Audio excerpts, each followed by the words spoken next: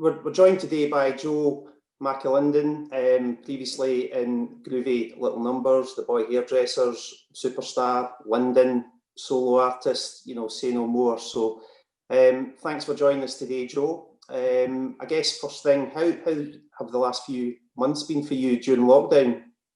I think the last few have been better than the first few, it has to be said. I mean, we've not really, where I live up in Lochfine, I mean, I guess the impact of kind of city life, it's not really made too much of a difference up here. We can, we still can go out the door and go for a walk and, get out on our bikes.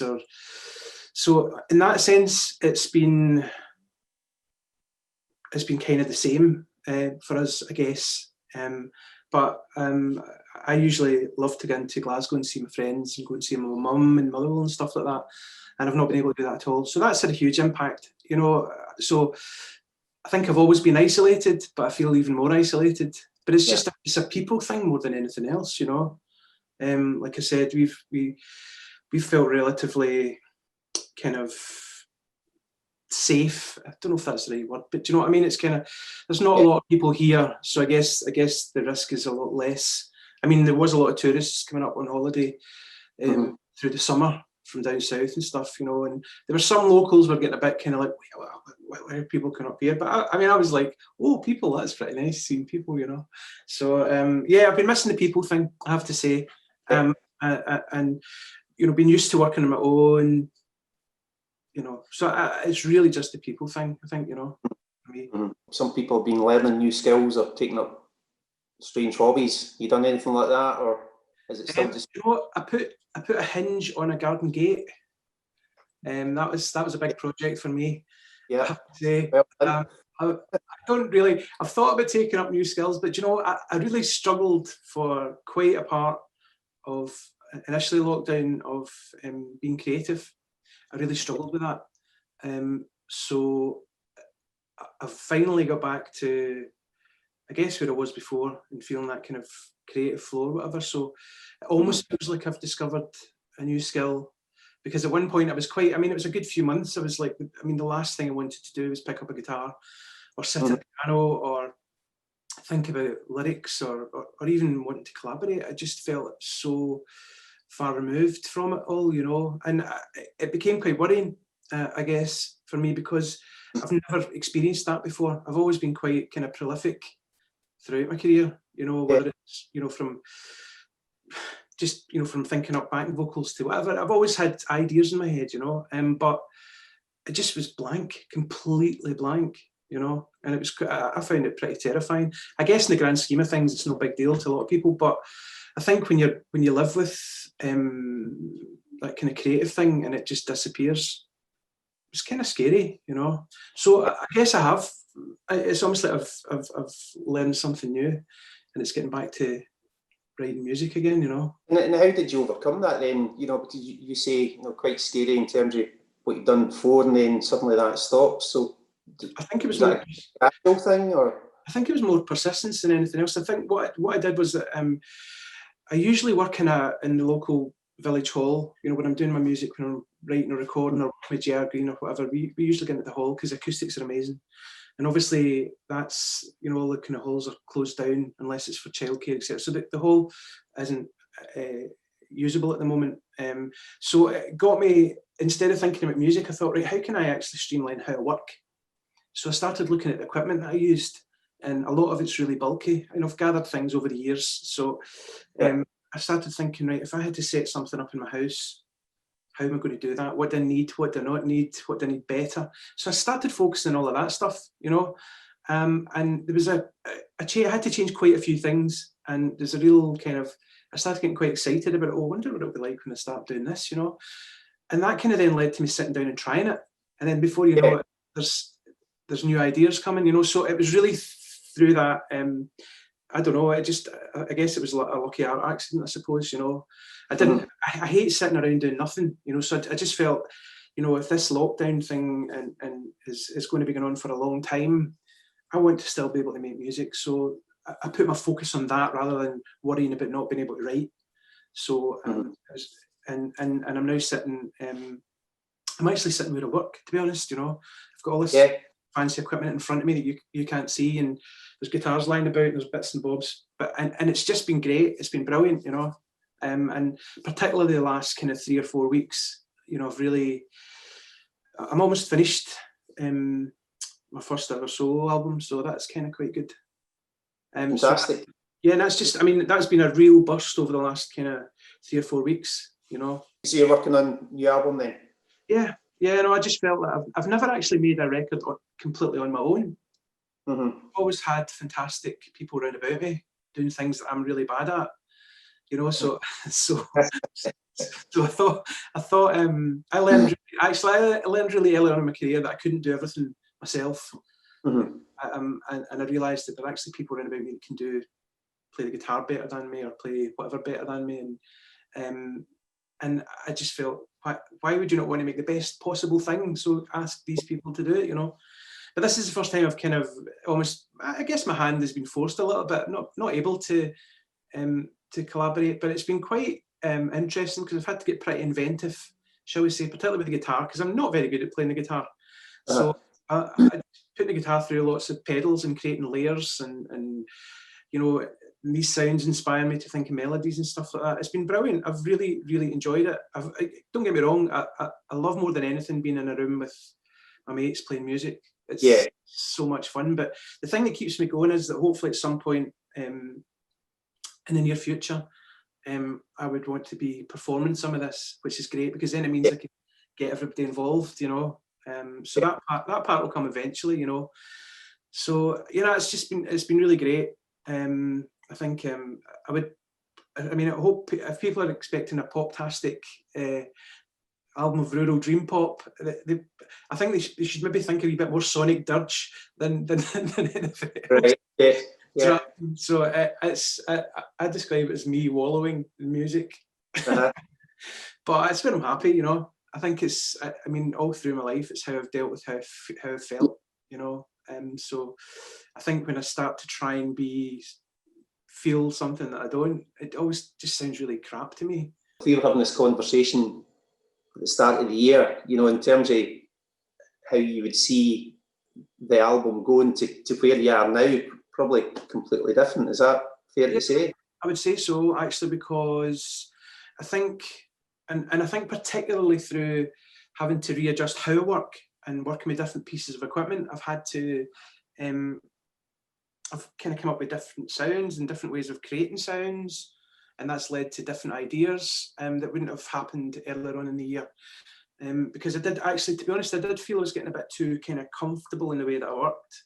I had a certain kind of pattern that I used to do, and I was getting a wee bit bored with it. The results were always brilliant, it's like, when you're talking about technical stuff and how things, getting things to sound their best and using, all that kind of stuff. And I just felt it just felt a wee bit kind of like, oh, right, okay, I need to plug that into that again.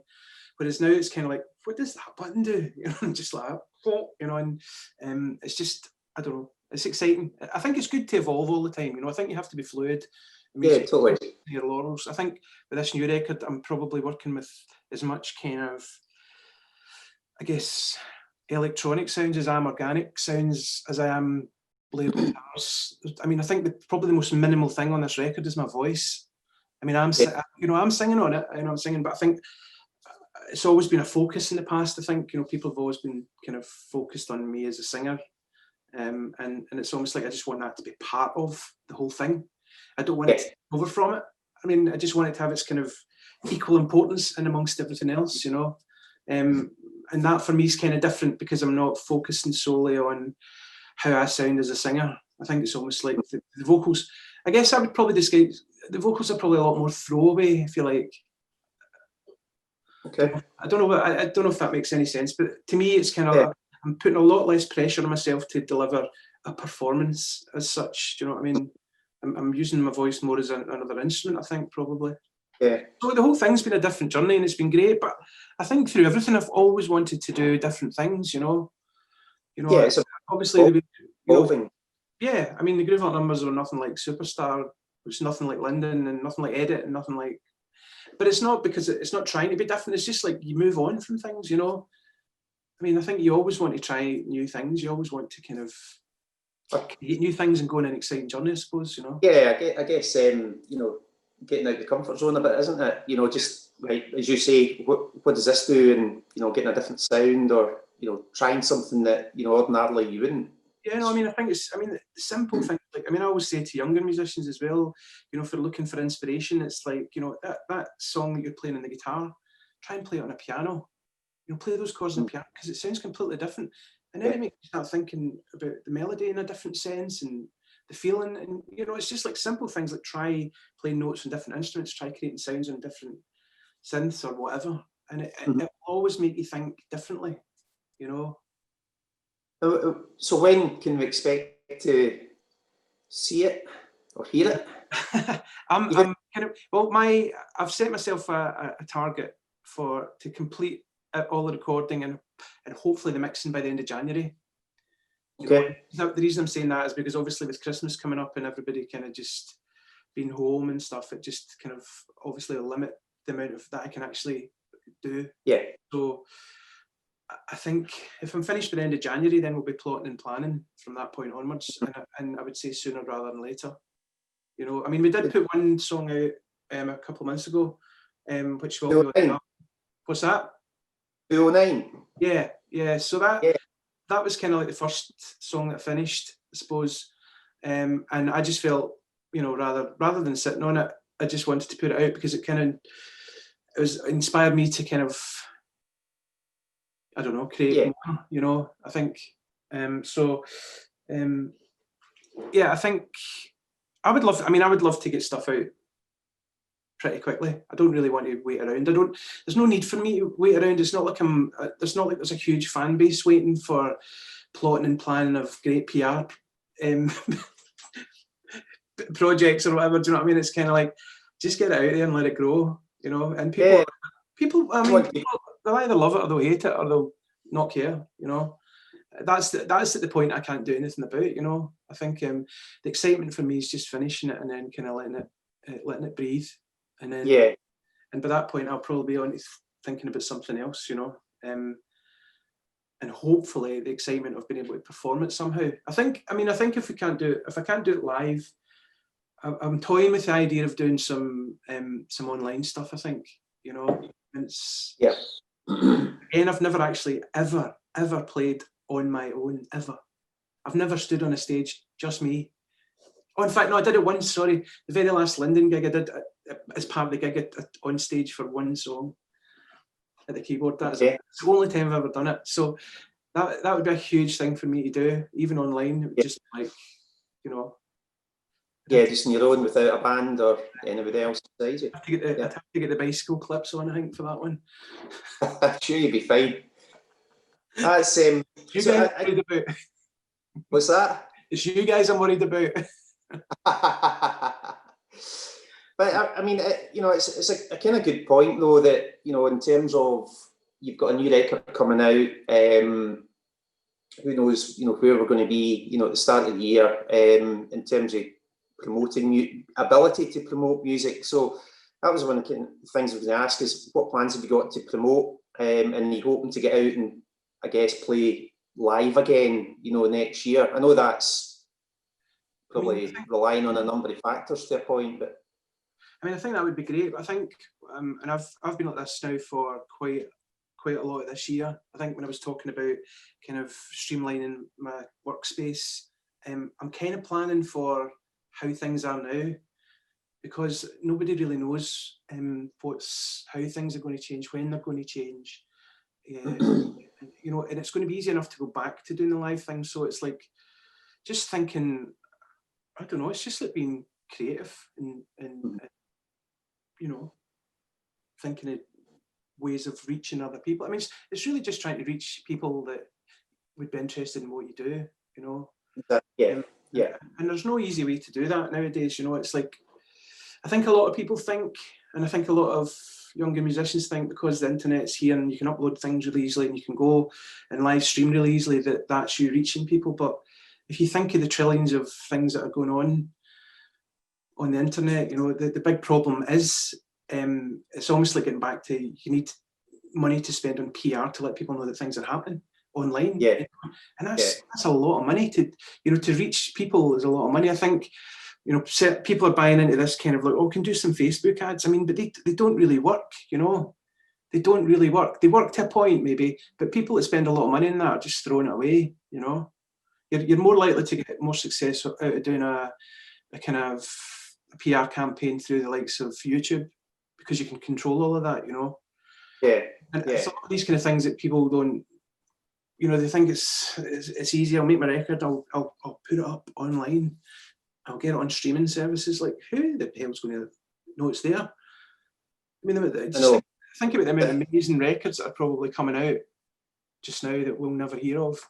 There's so many of them, and it's purely because it's like sifting through everything to find stuff. You can only do so much of that. Personally, I love to go into a live gig. Aye. So, I've got my ticket, something to look forward to.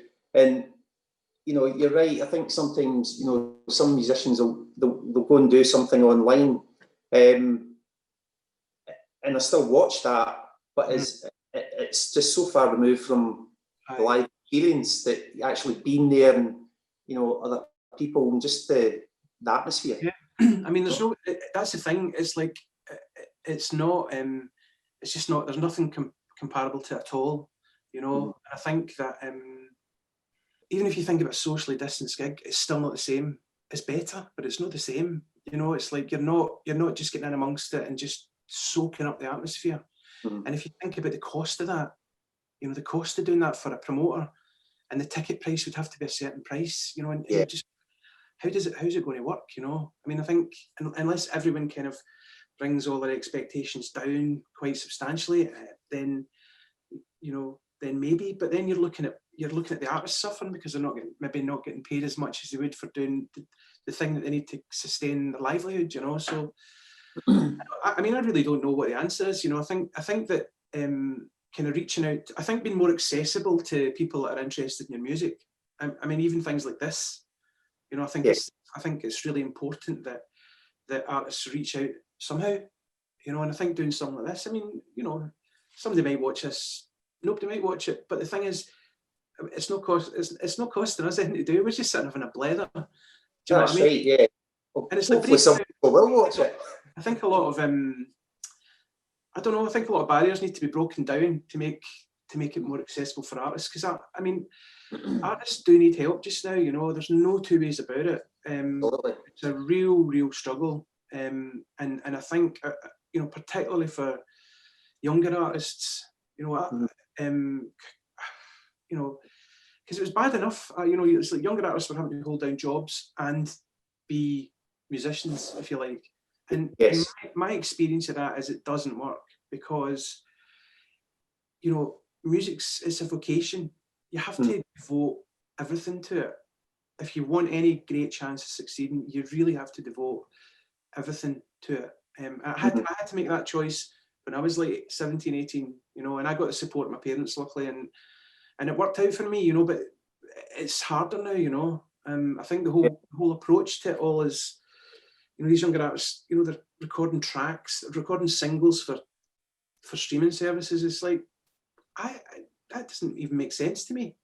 It's like back in the day, and the fact that people are listening to and buying a lot more albums again is great.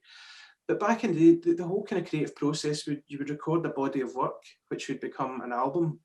And if you were lucky, if your record company were lucky, they would maybe get 2 singles, 3 if they were really lucky, or 1 belter out of those 12 songs, and your record label would be happy. But all these younger ones now, I sound like an old fuddy-duddy. It's not. I mean, I do talk about these things to people I'm working with. They're like, let's record a single. It's like it doesn't work like that. Let's record a new track for spot. It's like, they need to get back to developing a body of work and recording it, and then looking at it and going, oh, that's got to be a single, that one, hasn't it? Your standout track or whatever. It's all kind of arse over elbow now. The whole approach to it all, and it doesn't help. But like I was saying, I get distracted from the younger musicians. I remember seeing on YouTube, it was Kevin Rowland from Dixie's Midnight Runners getting interviewed a few years back. And he was talking about something that I didn't realise that we had the luck of we had all the time in the world to make music because we were allowed to sign on. So we had all this free time, and we spent all that free time. But back then it would either be at Norman's granny's house, or we'd been, if we were lucky, made somebody had their gyro, we'd been in a rehearsal studio. Do you know what I mean? But you were able to devote all your time without too much pressure. Yeah. But there's so much pressure on younger musicians now to be able to survive. And like I said, it's just, I think it's kind of diluting the standard of music as well. That's my opinion anyway. But that there are a lot of, there are some that kind of break that don't dilute. But I think on the whole, when people find it easier, all you need is a laptop, and you can pretty much do whatever you want. But I think with this, people forgetting you still need to have a good idea. Yeah.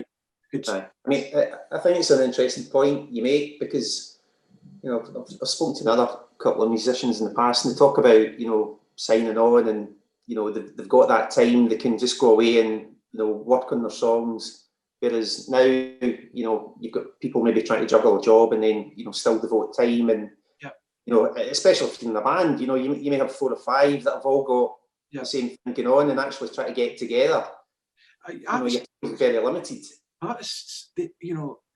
Musicians need time to develop. They need to have that kind of.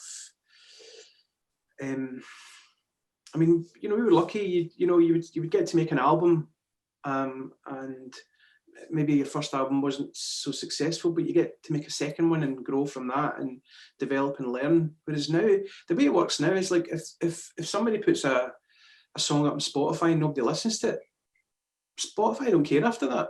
You're off their radar. That all the little robots that are working out all these kind of algorithms have just went, right, that's over there, so you're stuffed. It's, what chance have you got? No, very, very, very difficult. I guess just talking about young musicians, I think you're involved at Single Track Records, recording and doing some, I think, mentoring, some of the artists there. What's your involvement? Well, I actually started doing that as an extension to a project that I'm involved with every year called Music Plus, and that's a kind of music mentoring thing.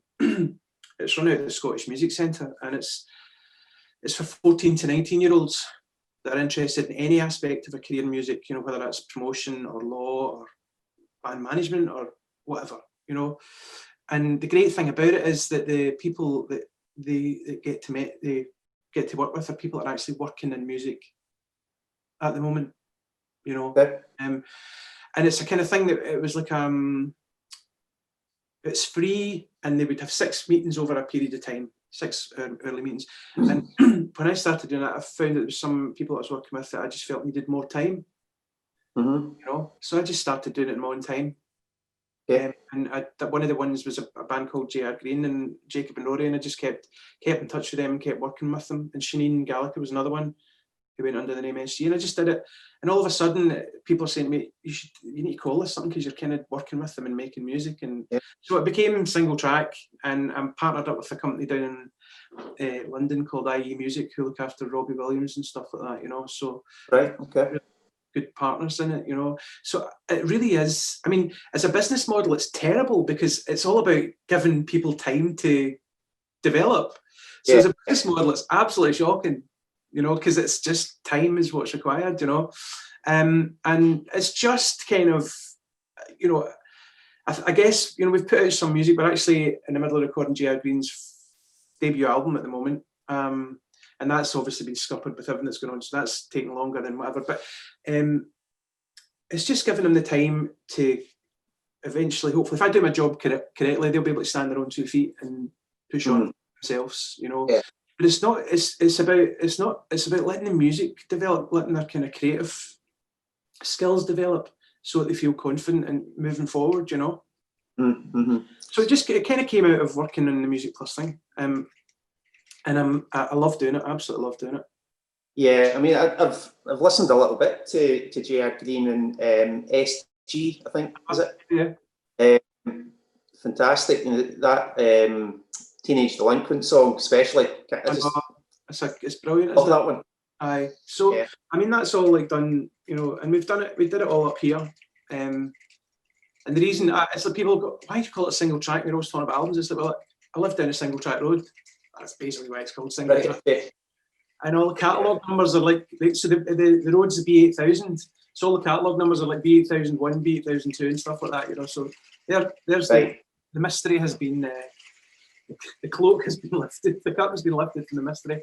You mentioned Edit earlier, and I think that was, you know, conceived a few years back, but obviously it's just now had a release. You must be thrilled at getting that out there.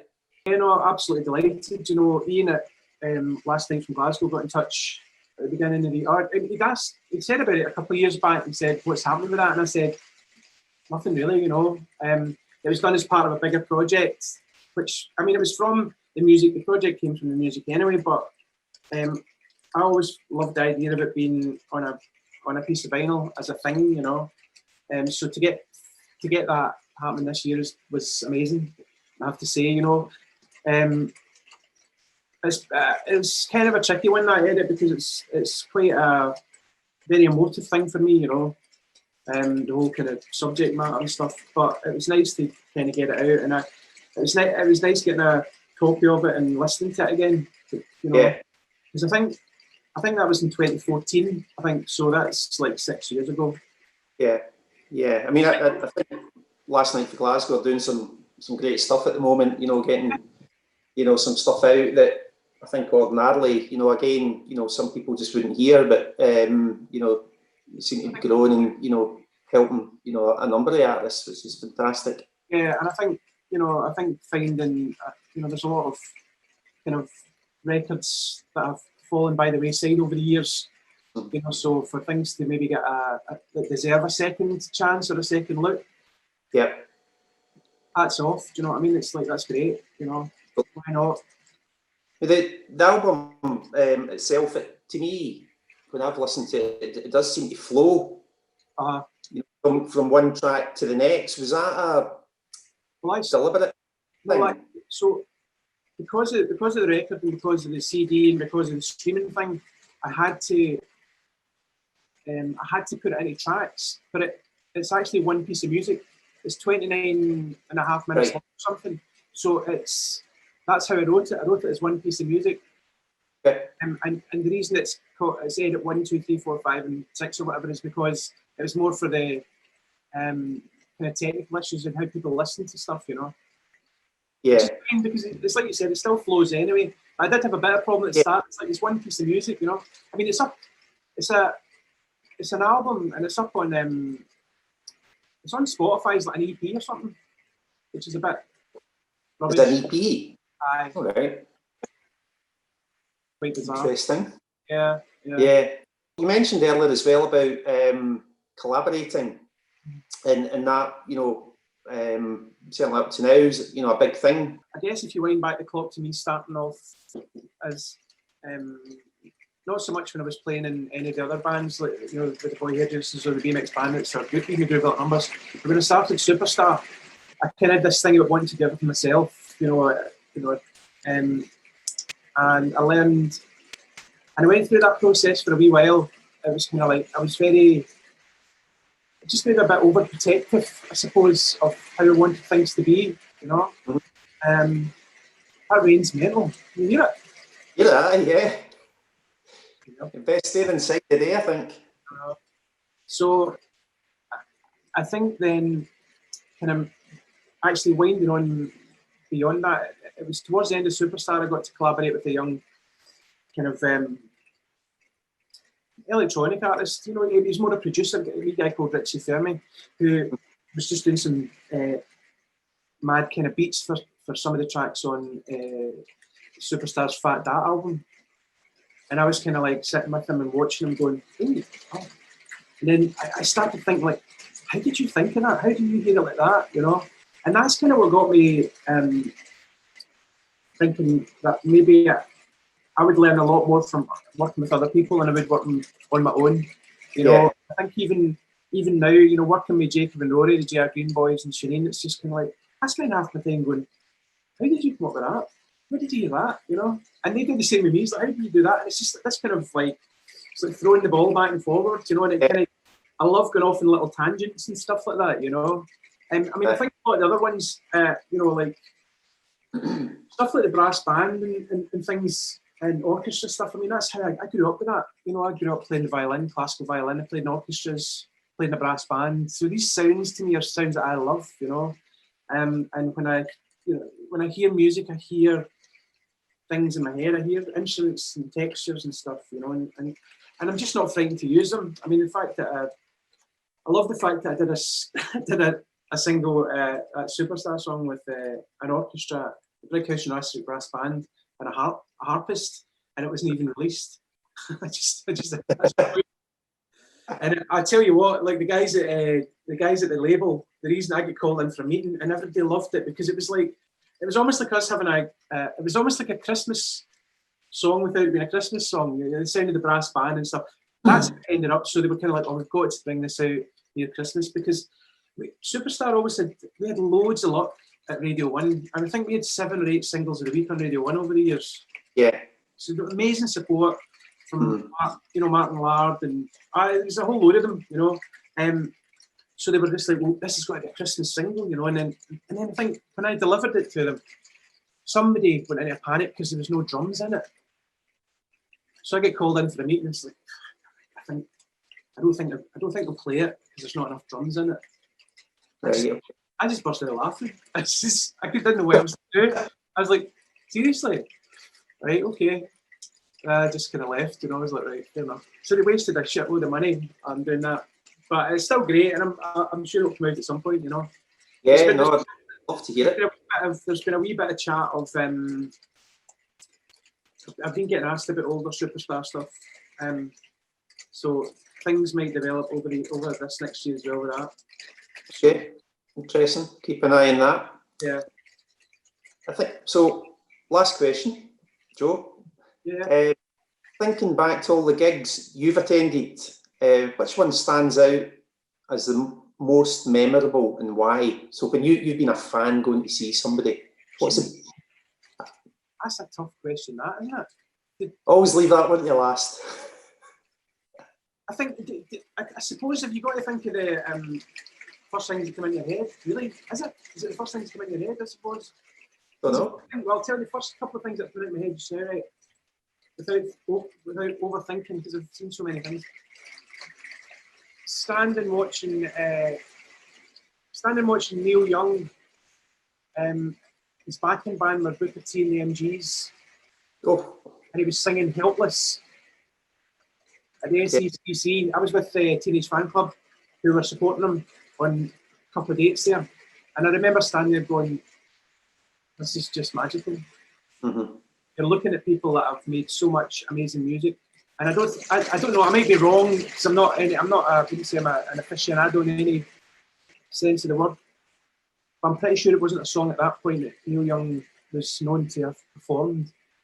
Yeah. Just watching Neil Young singing Helpless and Donald Duck Dunn standing there in his face just doing that, and just looking at these guys going, that's Steve Cropper.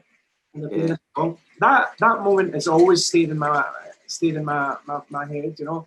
And I guess the only band that I've ever stood in the rain to watch, it's another interesting one, was Radiohead. So we were actually over recording either Palm Tree or Fat Dat over in Dublin, and they did an open air gig at the RDS Stadium, and we got asked along because actually I had done a couple of tours with Radiohead, so they kind of said, do you want to come along, you know? Yeah. And I just remember it was after, I don't think it was long after OK Computer, which controversially I don't think is their best album. Anyway, if you got it that. And I'm not like a massive Radiohead fan at that, but I just remember the performance that they put on of these songs, which I felt was, how can they actually do half of these things live? And the next time stand there soaked. They kind of transcended me into not even knowing it was raining, I suppose, you know. So I mean, those two things certainly stick out, you know. I do remember walking out a Beach Boys gig, you know, just thinking this is rubbish. Yeah. It was. I don't get. There's a lot of people that say the Beach Boys are brilliant, and they're not. But you're just like sitting in the SEC watching night love murder songs, and you're just like, I'm off to the pub.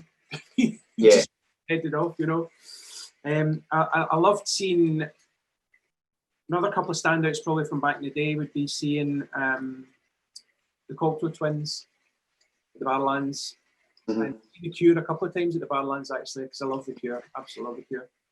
And I remember going to see one of the bands that I really loved back in the day, and then hardly ever played live, with the Pale Fountains. Oh yeah, yeah. The Pale Fountains. McAlinden. Yeah, so the Pale Fountains were tour support for Echo and the Bunnymen, Barlands, and we bought tickets purely because we wanted to see Pale Fountains play. Because when they played in Glasgow before, I was too young and I wasn't allowed to go. I wasn't allowed to go to the show. So we went and they came on and they did a 16-minute version of a love song. I think it was maybe A House Is Not a Motel. And then they went off. Yeah. And I was absolutely shattered. I was like, what's that? You know, and they give me 30 seconds, postman's at the door. Right, okay. Sorry. Oh, record. We delivery from monorail. I've had quite a lot of them over the holidays. They've been brilliant. It's still the best. What is it? What did you get? New Bell and Sebastian live album. All right, okay. No, good. Give that a wee spin later. So sorry. Me and Jim went because we were desperate to see the Pale Fountains. You know, we liked Echo and the Bunnymen, but you know. Yeah. And they came on and did a 16-minute version of A House Is Not a Motel, and then went off. That was it. And you're just like, what? So shattered they didn't even stay with the Bunnymen. Apparently they'd been absolutely caning it the night before. Hearsay with all sorts of whatevers, and actually fit to perform. You know, two other ones felt at Splash. One, interestingly, Mary Chain at 46 West George Street, purely because of the spectacle. I think you were for 10 minutes. You know, I mean, just so many people going forever. Yeah, I know. It's. I mean, I've got a few, but you know. It just depends, you know. 1 week you could ask me and I'll give you, you know, it could be, I don't know, the Cramps. Next week it'll be the Pogues. Next week after it'll be the Bunnymen. I think I think from my point of view, when you look at kind of, I guess my musical development coming from kind of classical, and then even the concert band thing, where I knew a lot of, through that I knew a lot about Bacharach and Ennio Morricone and stuff. So I was introduced to a lot of that stuff really, really early on, you know. And it was then, you know, when I hooked up with Norman and Douglas and all that crew, and we all became really tight, we would be getting into shows in Glasgow, and you know, we'd be seeing Primal Scream and the Pastels and the Television Personalities and Felt and whoever else. Why? And it's just isn't it this big melting pot of, you know, without those gigs, I don't know what I would be doing musically now. You know. Even the bad ones, but I think it was so much about as we were saying earlier on, it's about meeting up with people and this shared experience. That's right. You start seeing the same faces and you get, you know, a wee nod, and then you start chatting, you know, you make friends and all sorts. Go from like, you know, like buying, you know, Pastels records and Primal Scream records to standing chatting to them. Because you go to places and stuff like that, and then these friendships evolve, and then you get involved in things that they do. And it's just this kind of really organic thing that happened back then, you know. Yeah, fantastic, really good. I think there's probably been loads of gigs like that have been great for different reasons than the performances, if you know what I mean. Absolutely, totally get it. I'll let you go, and thanks again. And if you need a hand or whatever else, just give us a shout, John. Yeah, we'll do that.